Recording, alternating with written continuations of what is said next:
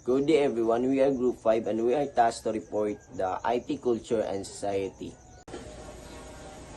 Let's now proceed to overview. This module is designed to explore the concepts and the factors of IT culture and society and comprises of the 5 lessons. Lesson 1 is the Internet of Things. Lesson 2 is the current trends and emerging technologies. Lesson 3, the effects of technology on culture and social behavior. Lesson 4 is the rules of netiquette. And Lesson 5 is the imperatives of professional conduct of IT professionals. Let's now move on to introduction. Information technology or IT involves the use of computer systems, networks, and other digital devices to manage, process, and distribute information. Encompasses various aspects including data storage, retrieval, transmission, and security as a concept that exists dating back centuries ago. So, IT is the use of computer system and software to manage and process information. Culture, the shared attitude, values, and practices within an organization or group regarding information technology. Culture shapes how people interact with and adapt IT, while IT in return can influence and evolve culture and norms and practices. Society refers to a group of people who are actively involved in the fields of information technology. IT shapes and is shaped by society, influencing how we live, work, and interact, while also raising ethical and social challenges. So good day everyone. We are the reporter of Group 5 of MTS 13. So we're discussing about the Internet of Things. So what is Internet of Things? Internet of Things is a network where everyday objects are connected to the Internet.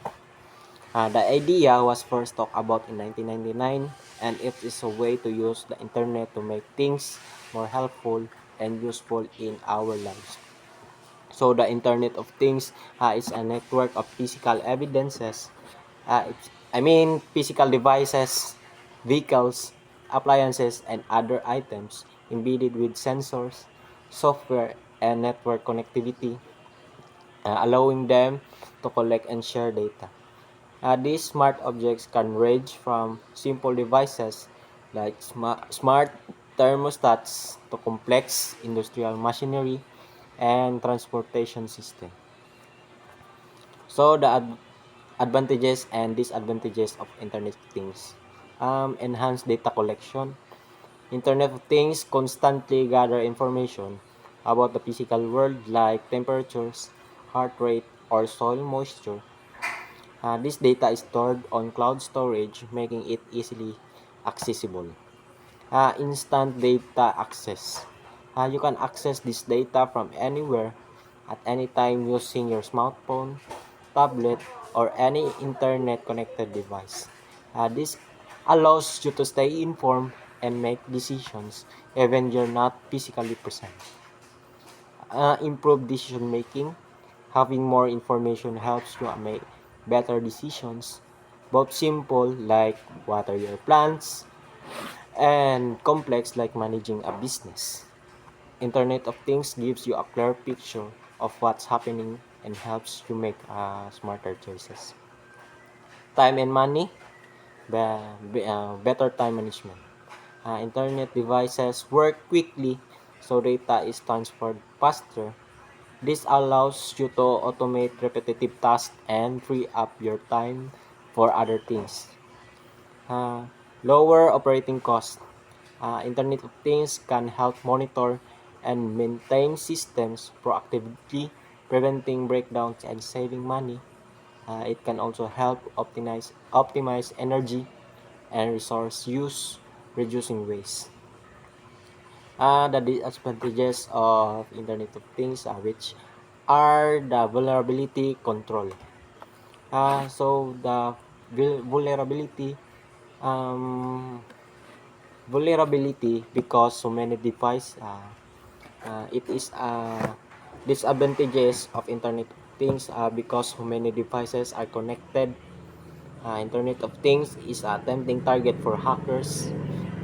being stolen, or even devices being used to harm people. Control. In a worst case scenario, Internet of Things could be used to call people instead of helping them, which is a frightening thought. Physical safety, which is the failure, security gaps, and lack of regulation.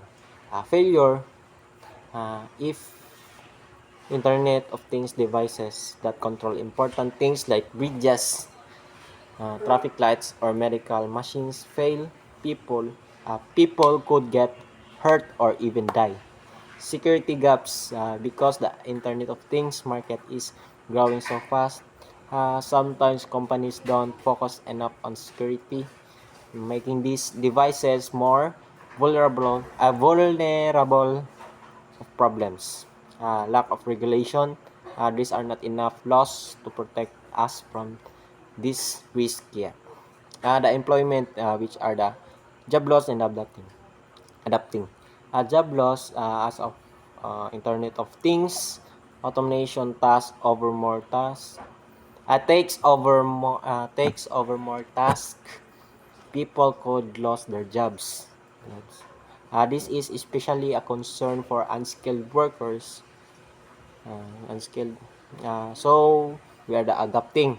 Adapting the We need to adapt to these changes by getting new skills and training to stay employable in a changing world. So how does Internet of Things impact our lives? The Internet of Things shaping our world, one connected device at a time.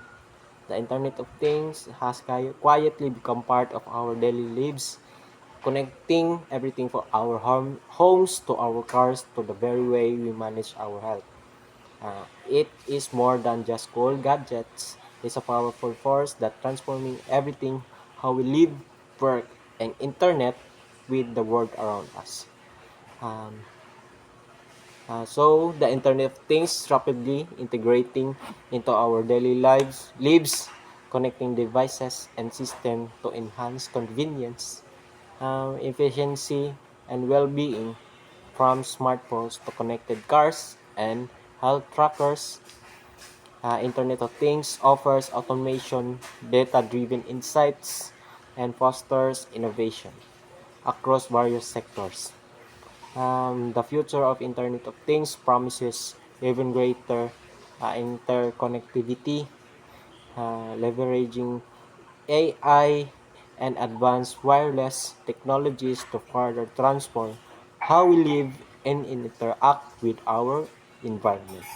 So that's all. Thank you and good day. And so once again, good day everyone.